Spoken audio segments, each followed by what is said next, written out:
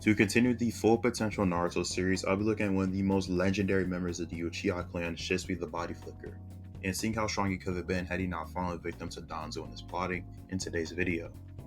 Now for a quick recap, Shisui had achieved great acclaim due to his speed and fitness with the D rank Body Flicker Jutsu, again the fires like Minato and D4 Kage. He had mastered 3 of the 5 basic changes in chakra nature, those being Fire Release, Lightning Release, and Wind Release, on top of having Yin Release. In the Storm games, which Kishimoto does work on, he has access to a couple of techniques like the Great Fireball Jutsu and combining fire with his sword slashes.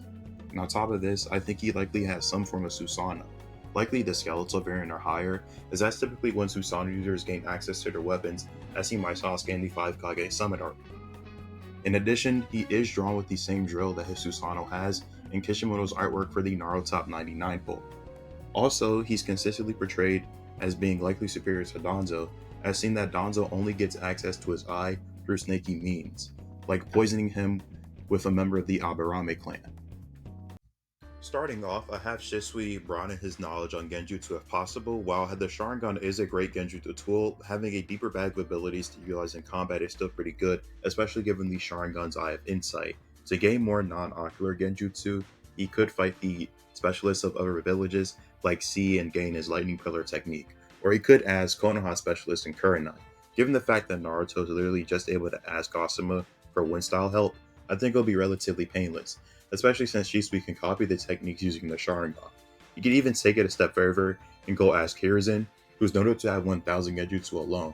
So it'll just be quite the insane arsenal buff, and Hiruzen be more than glad to help out, especially if this is in a world where Shisui helps stop the coup d'etat. Speaking of insane arsenals, what if Shisui just learns Flying Raijin? There are Konoha Jonin guards who can perform the technique and should be able to teach it to him, and it'll pair nicely with his pre-existing body flicker style of combat. In fact, his version might be even deadlier than Minato's, since he can always have the crows split their markers across the battlefield, or just have the crows themselves have the markers on them. He can even combo the technique into Genjutsu should he want to get intel out of someone. He could also cast subtle Genjutsu on someone to make them think he has more or less markers on the battlefield at one time, catching them off guard later on in the fight. Past this, Shisui could take a page out the Cloud Village's book and learn a Chakra Cloak. I could see him learning a Fire Style Chakra Cloak, using it in combination with Body Flicker to immediately burn those who he crashes into with the technique active. He could also shoot flames out from his feet to propel himself from extreme mobility, form and use flame spears like Sasuke does to Chidori spears, and make Fire Style Shadow Clones. There's also streaming Wind or Lightning Style Chakra into his blade to increase the potency of the weapon, and even potentially copying Kenjutsu techniques from someone like Hayate, skilled samurai, or maybe even people from the Hidden Mist Village.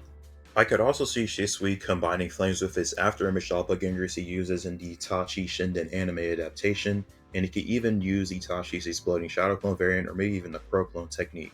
Pro Clones are noted by the third data book to use less chakra than the Shadow Clone anyway, and maybe they could use some variant of the Fire Style Chakra Cloak. To beef up his remaining ninjutsu arsenal, Shisui could learn the rest of the 5 basic chakra natures, which shouldn't take too long, especially if he asks around Konoha for shinobi who have mastered water and earth release like Kakashi, Hiruzen, or Yamato. However, there is still a bit of a hurdle in the way, that being the fact that the Mangekyo Sharingan will inevitably go blind, and there are possible ways to get around this. The first would be to receive the Mangekyo of a close blood relative, and Shisui's only notable one is Kagami Uchiha, an Tobirama subordinate and Shisui's ancestor. The problem is that we don't know how strong Kagami was, or if he awakened the Mangekyo in the first place. And even if he did, we have no idea if the blood ties between them is close enough for Shisui to gain the EMS, nor do we know whether or not Kagami's eyes even survive to the modern age. There is still another path for Shisui to avoid the drawbacks of the Mangekyo Sharingan, that being the implementation of Hashirama Senju's cells on his body. Somewhere, certain YouTubers are cracking their knuckles at 4 a.m. thinking of plot holes. Either way, I don't care.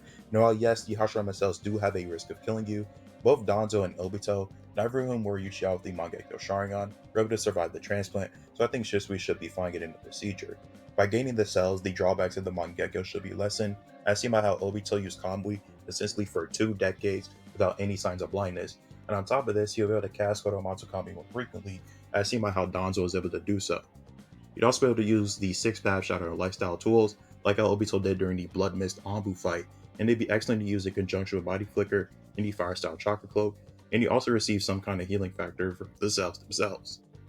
As a brief side note, he would get even stronger if he was able to get the Eternal Mangekyo Sharingan on top of having the Hashirama cells, and to be able to implant his old Mangekyo Sharingan into crows, kind of like how Itachi did with Shisui's eyes in the main story. He could also set them off to activate Koromatsu Kami at a specific trigger point, like how Madara set up Izanagi in his eye to set off upon his death. Of course, with Hashirama cells comes access to wood release, and Yamamoto being an excellent mentor for Shisui in this regard. Tracking seeds, another kind of doppelganger technique, deep forest emergence, and wooden bindings are all possible.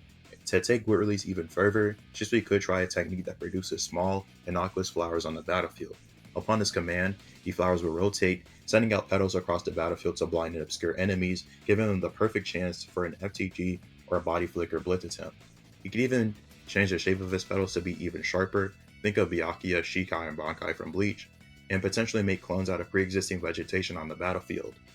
Another thing he could do is combine the petals with flying Raijin, or just have general wood-style protrusions throw around the kunai markers across the battlefield too.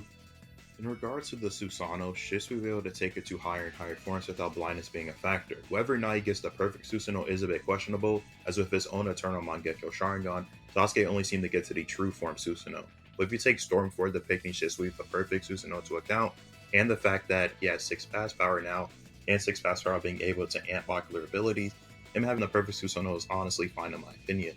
He could combine the Susanoo with wood release, making wood constructs come from the ground to restrain someone before hitting him, or potentially use earth styles to partially restrain a target instead if he chooses.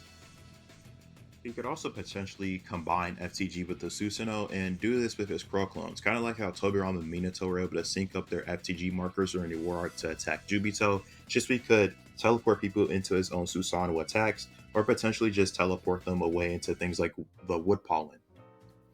In totality, Shisui definitely had a lot more to give, being capable of developing an entirely new arsenal. Personally, I think that by the time of Boruto, he'd be incredibly strong, maybe even capable of fighting alongside or maybe even beating some of the Boruto era Kage.